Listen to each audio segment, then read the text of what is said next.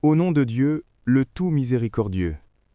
Dans cet épisode, nous allons parler d'un sujet sérieux, dont on ne parle pas souvent, mais qui existe réellement. Il y a des personnes qui vont en prison alors qu'elles sont innocentes. Oui, ces cas ne sont pas très fréquents, surtout aujourd'hui. Beaucoup de choses ont changé. La justice s'est améliorée, les services de sécurité sont plus efficaces et les gens sont plus conscients. Mais malgré cela, il existe encore des situations rares où quelqu'un est emprisonné injustement. Parfois, cela arrive à cause d'un mauvais dossier, d'une procédure faussée ou simplement par malchance, être au mauvais endroit, au mauvais moment.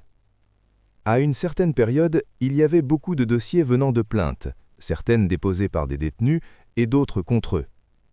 Un détenu a le droit d'envoyer une plainte au procureur si quelque chose lui arrive ou même à sa famille. Par exemple, si sa famille lui dit qu'elle a subi un préjudice, il peut le signaler. D'un autre côté, il y a aussi des dossiers contre les détenus eux-mêmes, par exemple s'ils enfreignent les règles à l'intérieur de la prison. Parmi tous ces cas, il y a des histoires ordinaires, mais d'autres qui font vraiment réfléchir. Certaines personnes disent qu'elles sont innocentes, mais on sent qu'elles ne disent pas toute la vérité. Cependant, il y en a d'autres qui semblent réellement innocentes. L'une de ces histoires concerne un homme âgé, calme et respecté, accusé de terrorisme. Selon lui, tout a commencé de manière très simple. Une nuit, il est allé prier à la mosquée.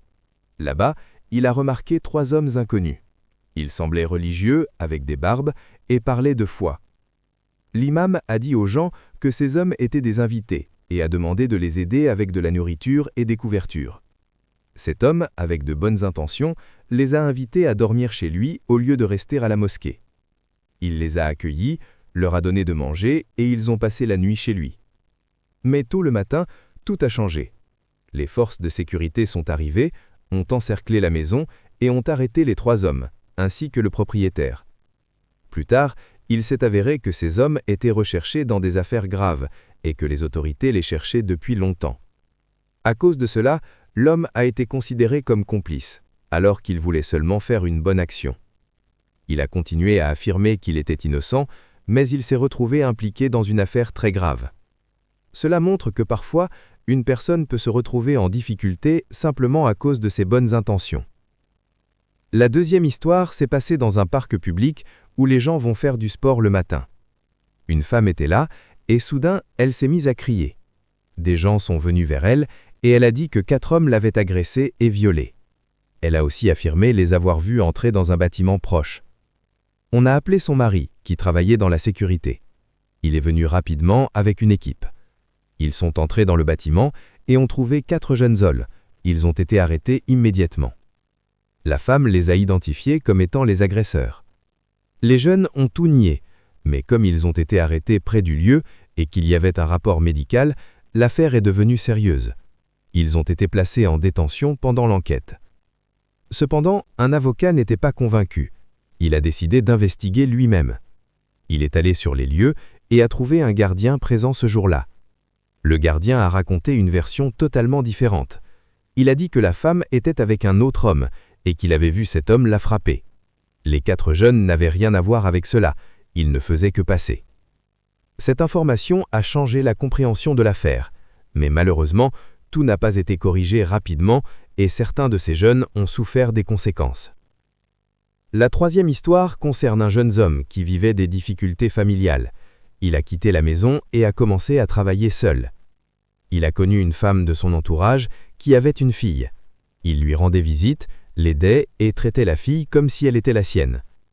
Avec le temps, tout semblait normal, jusqu'au jour où tout a changé. La mère l'a accusé d'avoir agressé sa fille. Il a été arrêté, une enquête a été ouverte et il y avait une forte pression.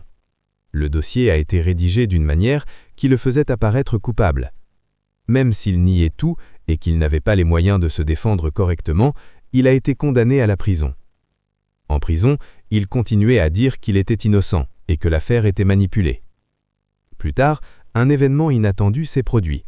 L'agent responsable de son dossier a été impliqué dans d'autres affaires de mauvaise conduite et il a été poursuivi. Cela montre une chose importante. L'injustice peut durer, mais elle ne restait pas cachée pour toujours. Conclusion, toutes les personnes en prison ne sont pas coupables. Il existe des cas, rares mais réels, d'innocents condamnés. De la même manière, toutes les personnes ayant du pouvoir ne l'utilisent pas mal. Il y a aussi beaucoup de gens honnêtes.